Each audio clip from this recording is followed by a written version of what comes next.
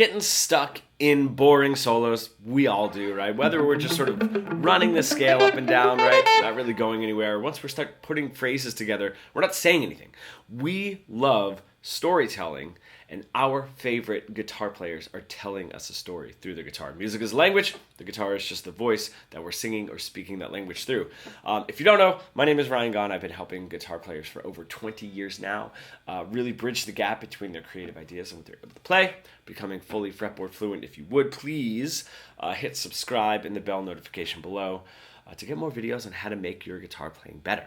Let's learn how to tell a story. I'm going to be primarily using the minor pentatonic, and I'm going to be throwing some other tones in there. This is not going to be super theory heavy, but you will need to know like the flat 3, 4, 5, flat 7. And then if I were to say the 2 of the scale, which is not in the minor pentatonic, but the second degree and such, things like that. It's going to make this very much easier. So if we want to simply look at telling a story, I did a short video on this yesterday, and it got more views in 24 hours than a lot of my other videos. So I want to do a long form of it. So what we can look at is thinking of this like intro, right? Carrying the story along, we're sort of moving up into sort of a conflict, and then the conflict resolution at the end, And if we're sort of looking at that intro and then the beginning of the of sort of the storyline or the conflict is going to be the longer part, then we can sort of get to that sort of climax there, right? And then it'll drop off to the resolution a little bit faster, right? So it's not like a triangle up and then back down, right? It sort of slowly builds up and then drops down relatively quickly. That is just one way to do this, and that is the way that I'm going to show you how to do it. I'm not going to go over a whole bunch of different storyline examples and how we can relate that to guitar soloing, because you are more than welcome to explore that. I think that those are always great ideas. That's what I love about being a songwriter as well as a guitar player, is I could take some of those theories and put them into my guitar solos. If I'm going to be thinking, all right, let me jump into this solo and let me sort of ease into a little bit of the story. What's the easiest note, right? If I'm here, if I have my A minor, my root note, right? It's going to make me sound settled. So if I don't want to come out too abrasive and I want to get that nice little build up, I'm going to focus mainly on that root note. Now that doesn't mean I'm not going to land on a tension, a flat 3 or a flat 7 in this case, because we're minor, is going to be tension, where it's going to drive that tension up, and the root note is going to be the resolve. That doesn't mean I'm not going to have a phrase that lands on a tension. It just means that the focal point is going to be the root note. So, if that's sort of, right, that's where I'm at.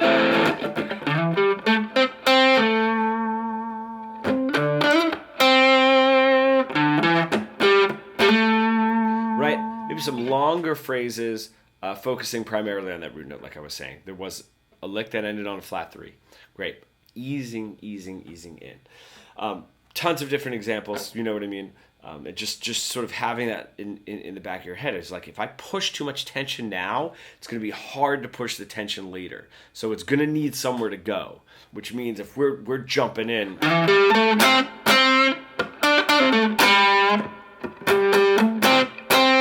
it's like, oh man, there's so much tension built up.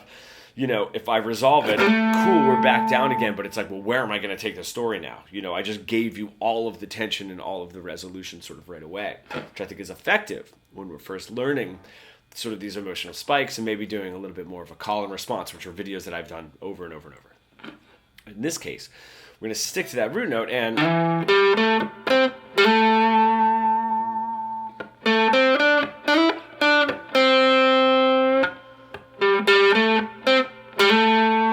maybe even a little bit more of an easy delivery as well in the phrasing, right? We can elongate those phrases, and that gives us an easier feel, as well as sticking to that focal point of the root note, right? Then we start to build up a little bit. This is where it gets interesting. because again, we want to hit a pinnacle. Okay, so instead of going right for some tension notes, I'm going to focus on some subdominant, right, which is, sort of this idea, if you haven't gotten into it, so sort of paraphrase this, is like a dominant function pushes you to the one, right? So if I have, that's my dominant, it has a dominant function, that dominant function is bringing us back to the one chord. The subdominant function has a push, right? And it's generally to the dominant function. But in this instance, it pushes somewhere, right? But it doesn't magnetically have to bring us right to the one, the way that the dominant's like, oh, I need it. There's my root note. And some great tones that'll do that are a 2 and a 4. The 6 as well. If you're playing in Dorian, that would be good. But if I'm here in minor, right, my 4 tone is already in my pentatonic, and then I'm going to add the 2, which is something that happens a lot. People playing in a minor pentatonic and just adding that 2 a little bit in there. So it doesn't give us a hard Dorian or a hard Aeolian sound. So what does that mean? All of that nonsense that I just said. It means when we're starting to push the story along, we're going to focus a little bit more on 2s and 4s, okay? Which is going to sort of say, all right, we're moving along. So I have these. Right,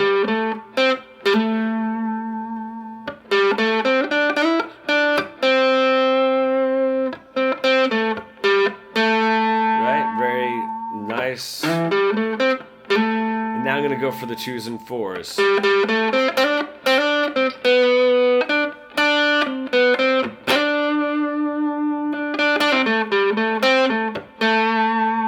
Start maybe putting a little bit more movement in those phrases, right? And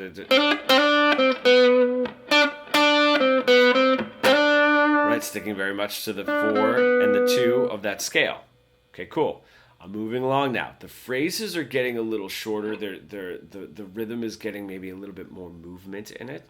So I'm starting to get somewhere. Okay, now from there, say, okay, we're going to focus. And you can see I brought it back to the root note as well in there, because it's just about the focal point. It's not about like having to stick only to 2s and 4s for the end of phrases, right? We're just focusing on those notes. Finally,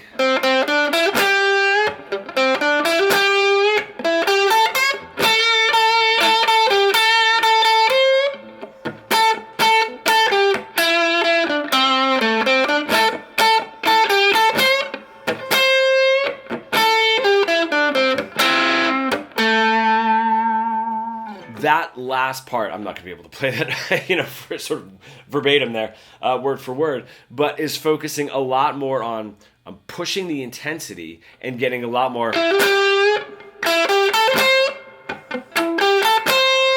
right? Those flat 7s and those flat 3s is pushing the tension up. The intensity is going up as well. The phrases are getting a little bit shorter, right? A little bit more punchier, and you can see in one of those phrases, because what relieves that tension? The root note. You could see in one of those phrases, right? I played the root note a whole lot, but it didn't really release the tension because the focal point is on the flat 7 and the flat 3 there. And then just sort of built, bringing it back down for that sort of faster resolve. It's get a little quicker from our climax, right? Our build-up tension, whoop, down to the resolve there. So that is one way that you can start telling a story in your guitar solos. And you could put your backing track on, you go for it, try it a multitude of different ways. I don't want to word that. I love when I jump into a sentence and I'm not sure how I'm going to finish it. And the best part too is what we're doing here is we're attaching ourselves to, like, all right, a little bit smoother, nicer sound if I'm sticking primarily, longer phrases, longer relaxed phrases, and primarily on that root note. Okay, I'm going to move the story a little bit, maybe bump the intensity up and focus a little bit more on my 4s, my 2s, and 6s if I'm in Dorian, is going to work. Okay, Cool, I'm pushing along. All right, I can build up the intensity.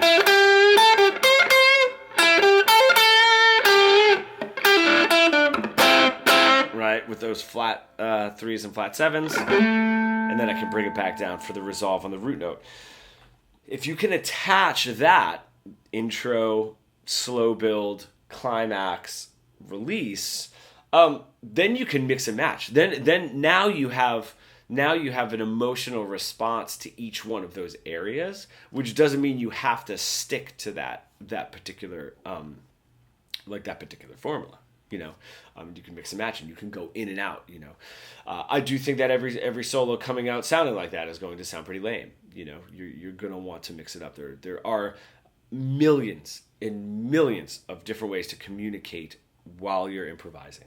And this is certainly one of them. When we get into phrasing, when we get into call and response, when we get into rhythm, we get into sort of all of this stuff. It's really great when we're looking at it as like, this is this phrase and this is this phrase, and they're motifs or they're juxtapose each other, what have you, right? But it's nice to look at it as a whole now. So I have a roadmap for the whole solo, and I'm not just thinking phrase and then phrase after, and then maybe this third phrase sort of plays on the first two, right? I'm looking at this as an entire sort of as an entire solo. So give that a shot. I'd love to know what you think.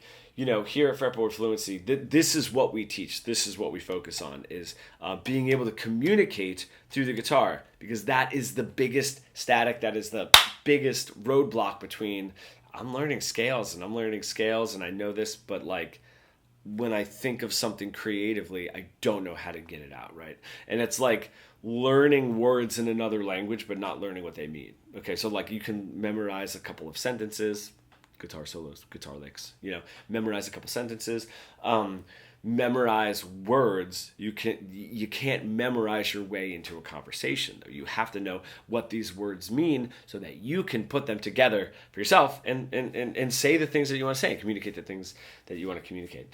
So all of that being said, if you are sort of stuck in that, I'm going to give a little example here, but if you are sort of stuck in that like boxy, robotic solo plateau that we all get into, you're sort of just running your scales up and down, and you really want to bridge the gap between your creative ideas and what you're able to play, becoming fully fretboard fluent, you can comment pro below. That would be super helpful. I can reach out to you.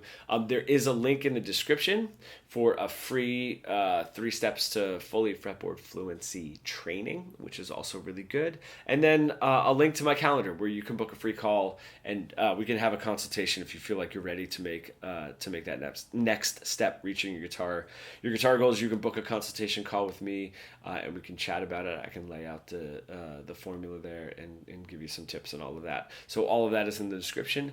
Thank you for staying until the end, and I will see you in the next video.